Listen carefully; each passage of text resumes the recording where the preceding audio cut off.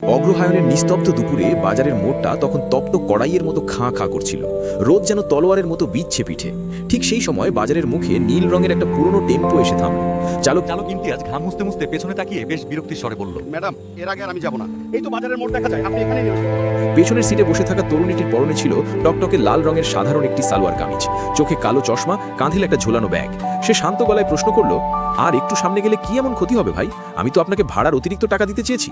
ইমতিয়াজ চারপাশটা একবার দেখে নিয়ে ফিসফিস করে বলল, ভয় টাকার নয় ম্যাডাম, জানেন এই এলাকায় তোলাবাজি চরমে। নতুন লোক দেখলে চিলের মতো ছো মারে ওরা।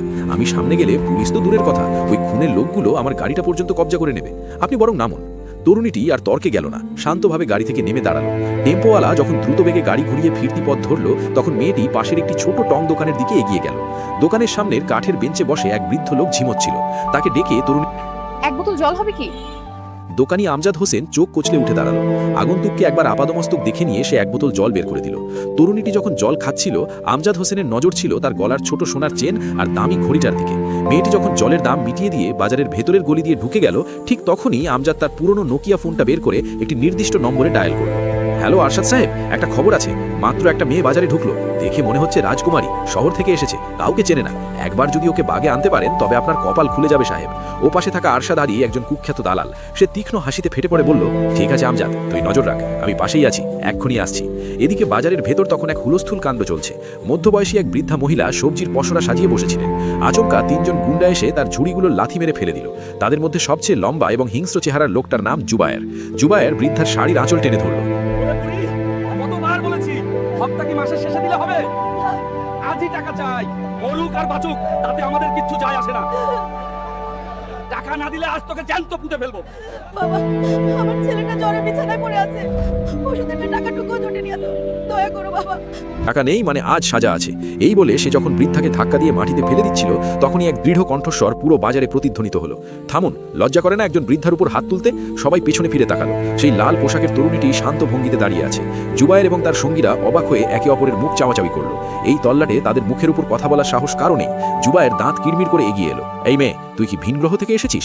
জানিস না এটা কার এলাকা? এখানে আইনের কিতাব চলে না, এখানে চলে ইন্সপেক্টর মুনতাসির আর আমাদের বস কায়েম তালুকদারের হুকুম। তরুণীটি সামান্যতম ভয় না পেয়ে বলল, যাকে আপনি আইন বলছেন সেটা আসলে আপনাদের পতনের ঘণ্টা। পোশাকের মর্যাদা দিতে শিখুন। ঠিক সেই মুহূর্তেই সেখানে একটি জিপ এসে থামলো। জিপ থেকে নামলো ইন্সপেক্টর মুনতাসির। তার চোখে নিষ্ঠুরতা। পাশ থেকে দালালি করা সেই দোকানের আমজাদ ইশারা করে মুনতাসিরকে বলল, সাহেব, এই সেই মেয়ে। মুনতাসির তরুণীর সামনে গিয়ে দাঁড়ালো, তার ঠোঁটের কোণে বাঁকা হাসি। বাহ, সাহস তো কম নয় তোমার। আমার সামনে দাঁড়িয়ে আমারই দাদাগিরি করছো? মনে হচ্ছে নতুন পাখির ডানা গজিয়েছে। এই, তরুণীটিকে যখন জোর করে জিপে তোলা হচ্ছিল, সে একবার আকাশের দিকে তাকালো। তার মুখে কোনো শঙ্কার রেখা নেই, বরং এক অজানা রহস্যের ছাপ। সে বিড়বিড় করে বলল, থানা পর্যন্ত যাওয়ার পথটা আপনাদের জন্য খুব দীর্ঘ হবে। এদিকে শহরের উপকণ্ঠে ডিস্ট্রিক্ট ম্যাজিস্ট্রেটের প্রধান কার্যালয়ে তখন প্রলয় শুরু হয়েছে। পুরো অফিসের কর্মকর্তারা ঘামছেন। ডিএসপি জাহিদ হাসান ভয়ে কাঁপছেন। তিনি তার অধস্থন কর্মকর্তাদের উপর চিৎকার করে বলছেন, তোমাদের মাথা কি গোবর দিয়ে ভরা? ম্যাডামকে তোমরা একা ওখানে যেতে দিলে কিভাবে? জানো ওই এলাকাটা কুখ্যাত সন্ত্রাসী কায়েম তালুকদারের আস্তানা। সেখানে তার অনুমতি ছাড়া একটা মাছিও উঠতে পারে না। একজন সাব ইন্সপেক্টর কাঁপতে কাঁপতে বলল, স্যার, ম্যাডামই তো নিষেধ করেছিলেন। তিনি বলেছিলেন তিনি গোপনে তদন্তে যাবেন, সাধারণ পোশাকে সাধারণ মানুষের দুঃখ দুর্দশা দেখতে চান। আমাদের কড়া আদেশ দিয়েছিলেন যেন কেউ তার পিছু না নেয়। জাহিদ হাসান টেবিলে সজোরে কিল মারলেন। যদি ম্যাডামের একটা চুলও বাঁকা হয় তবে আমাদের সবার চাকরি যাবে। কায়েম তালুকদারের গুন্ডারা যদি একবার বুঝতে পারে উনি সাধারণ মেয়ে নন, বরং নতুন ডিস্ট্রিক্ট ম্যাজিস্ট্রেট মাশরিফা জামান, তবে রক্ত গঙ্গা বয়ে যাবে। ঠিক তখনই দরজায় বুটের শব্দ শোনা গেল। ঘরে পিন পতন নীরবতা নেমে এলো। ভেতরে ঢুকলেন নতুন এএসপি সাফায়েত হোসেন, দীর্ঘদেহী, ইস্পাত কঠিন চেহারা। তিনি শান্ত গলায় জিজ্ঞেস করলেন, জাহিদ শাহ, পুরো অফিস কেন মাথায় তুলেছেন? সমস্যা কি? জাহিদ হাসান আর্তনাদ করে উঠলেন, স্যার, সর্বনাশ হয়ে গেছে। নতুন ডিএম মাশরিফা ম্যাডাম একা কায়েম তালুকদারের নরকে ঢুকে পড়েছেন। ওই লোক প্রশাসন আর মন্ত্রী সবাইকে নিজের আঙুলের ডগায় নাচায়। পুলিশ সেখানে ঢুকতে ভয় পায়। ম্যাডাম যদি একবার তাদের হাতে আটক হন। জাহিদ তার কথা শেষ করতে পারলেন না। উপস্থিত সবার মনে তখন একটাই চিন্তা, এখনই হয়তো এএসপি সাহেব ফোর্স পাঠিয়ে পুরো গ্রাম ঘেরাও করার নির্দেশ দেবেন। কিন্তু সবাইকে চমকে দিয়ে এএসপি সাফায়েত হোসেন উচ্চ স্বরে হেসে উঠলেন। তার হাসি থামছিল না। জাহিদ হাসান হতভম্ব হয়ে বললেন, স্যার, আপনি হাসছেন? ওখানে ম্যাডামের জীবন বিপন্ন। সাফায়েত হোসেন হাসি থামিয়ে জাহিদের কাঁধে হাত রাখলেন। জাহিদ, আপনি এখনো মাশরিফাকে চেনেন না। আপনি কায়েম তালুকদারকে নিয়ে ভয় পাচ্ছেন। আরে, আমার তো ভয় লাগছে ওই কায়েম আর তার চামচাদের জন্য। আজ যমরাজ তাদের এলাকায় যায়নি, আজ মাশরিফা নিজেই যমরাজ হয়ে তাদের আস্তানায় ঢুকেছে। সাফায়েত জানালার দিকে তাকিয়ে থাকলেন। তার গলায় এক অদ্ভুত আত্মবিশ্বাস। আপনারা শুধু নাটক দেখুন, মাশরিফা কোনো সাধারণ নারী নন। তিনি কেন ওখানে গেছেন আর কি করতে চলেছেন তা আপনাদের কল্পনার বাইরে। শুধু ব্যাকআপ ফোর্স তৈরি রাখুন, কিন্তু আমার আদেশ ছাড়া কেউ এক চুলও নড়বেন না।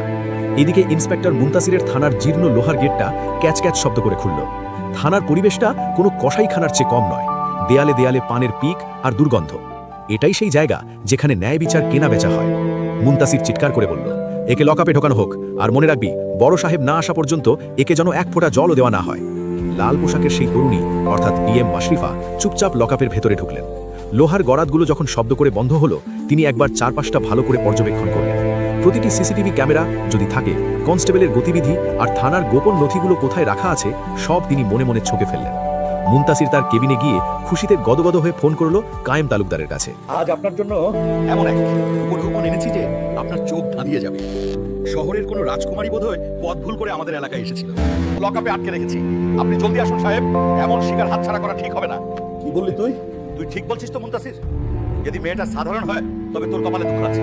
বিশ্বাস করুন সাহেব, মেয়ে কোনো সাধারণ ঘরের হতে পারে না। এর তেজ আর সৌন্দর্য দুটোই মারাত্মক। ঠিক 20 মিনিট পর থানার সামনে এসে থামলো একটি দামি কালো এসইউভি। গাড়ি থেকে নামলো এক বিশালদেহী মানুষ, গলায় মোটার উপর চেন, চোখে ক্রূর হাসি। সে কায়েম তালুকদার। সে যখন থানার ভেতরে ঢুকলো, কনস্টেবলরা সারিবদ্ধভাবে দাঁড়িয়ে সালাম দিল। কায়েম সোজা লকআপের সামনে গিয়ে দাঁড়ালো। মাশরিফা তখনও শান্তভাবে দেয়ালের এক কোণে দাঁড়িয়েছিলেন। কায়েম দাঁত বের করে হাসলো। কি নাম তোমার সুন্দরী? মাশরিফা কোনো উত্তর দিলেন না, শুধু স্থির দৃষ্টিতে কায়েমের দিকে তাকিয়ে থাকলেন। কায়েম মুনতাসিরের দিকে ফিরে বলল, মুনতাসির, ঠিক ধরেছিস, এ তো আসল জহরত। একে আমাদের আস্তানায় নিয়ে চল, আজ রাতে উৎসব হবে। মুনতাসির চাবির গোছা বের করে যখন লকআপের তালা খুলতে গেল, মাশরিফা শীতল গলায় বললেন, তালা খোলার আগে একবার ভেবে দেখুন, আমি এই থানা থেকে বের হলে আপনাদের ধ্বংসের প্রথম ধাপ শুরু হবে। কায়েম তালুকদার অট্টহাসিতে ফেটে পড়ল। ধ্বংস? এই এলাকায় কায়েম তালুকদারের ধ্বংস লেখার মতো কলম এখনো তৈরি হয়নি। কায়েম হাত বাড়িয়ে মাশরিফার কবজি চেপে ধরল। মাশরিফা কোনো বাধা দিলেন না, কারণ তিনি জানতেন বড় মাছ ধরতে হলে বড় টোপ দিতে হয়। আর কায়েম তালুকদার নিজেই এখন সেই টোপ গিলে ফেলেছে। তাকে এবার তার সেই আস্তানায় নিয়ে যাওয়া হবে যেখানে সে তার সাম্রাজ্য গড়ে তুলেছে। মাশরিফার হাতে থাকা সেই ছোট্ট ঘড়িটিতে তখন একটি লাল আলো টিমটিম করে জ্বলছিল। এএসপি সাফায়েত তার ফোনের স্ক্রিনে তাকিয়ে দেখলেন একটি লোকেশন দ্রুত বাজারের গলি পেরিয়ে বনের গভীরে থাকা সেই বিশাল ডুপ্লেক্স বাড়ির দিকে এগোচ্ছে। সাফায়েত তার ওয়াকিটকি তুললেন। টিম বি, রেডি হও, শিকার এখন জালে। কিন্তু কায়েম তালুকদার কি এতই সহজ পাত্র? তার আস্তানায় পৌঁছানোর পর মাশরিফার সামনে যে ভয়াবহ সত্যটা উন্মোচিত হতে যাচ্ছে, তার জন্য কি তিনি প্রস্তুত ছিলেন? মাশরিফার এই বিপজ্জনক মিশনের আসল উদ্দেশ্য কি কেবল কায়েমকে ধরা, নাকি এর পেছনে লুকিয়ে আছে কোনো পুরনো ব্যক্তিগত প্রতিশোধ? কায়েম তালুকদারের কালো রঙের এসইউভি গাড়িটি যখন বনের বুক চিরে পিচ ঢালা পথ ধরে এগিয়ে যাচ্ছিল, তখন চারপাশটা আদিম নিস্তব্ধতায় ডুবেছিল। মাশরিফা গাড়ির পেছনের সিটে দুই সশস্ত্র গুন্ডার মাঝখানে বসেছিলেন। তার হাত দুটোর বাঁধন বেশ শক্ত, কিন্তু তার চোখের মনি ছিল স্থির। তিনি জানালা দিয়ে বাইরের দৃশ্যগুলো খুঁটিয়ে দেখছিলেন। এই রাস্তাটি ম্যাপে নেই, অথচ এখানে দিব্যি ভারী যানবাহন চলাচলের চিহ্ন রয়েছে। এর মানে এই বনের ভেতরেই কায়েম তালুকদারের অবৈধ সাম্রাজ্যের গুদামঘর। গাড়িটি যখন একটি বিশাল লোহার গেটের সামনে এসে থামল, মাশরিফার ঠোঁটে এক চিলতে হাসি ফুটে উঠল। গেটের উপরে সিসিটিভি ক্যামেরা আর ওয়াচ টাওয়ারে বন্দুকধারী পাহারাদার। এটি কোনো সাধারণ বাড়ি নয়, এটি একটি দুর্গ। কায়েম তালুকদার গাড়ি থেকে নেমে অত্যন্ত দম্ভের সাথে মাশরিফার দিকে তাকালো। নামুন ম্যাডাম, আমার এই প্রাসাদে আপনার মতো মেহমান খুব কমই আসে। আপনাকে আপ্যায়ন করার জন্য আমি অধীর আগ্রহে অপেক্ষা করছি। মাশরিফাকে টেনে হিচড়ে নামানো হলো। বিশাল এক ড্রয়িং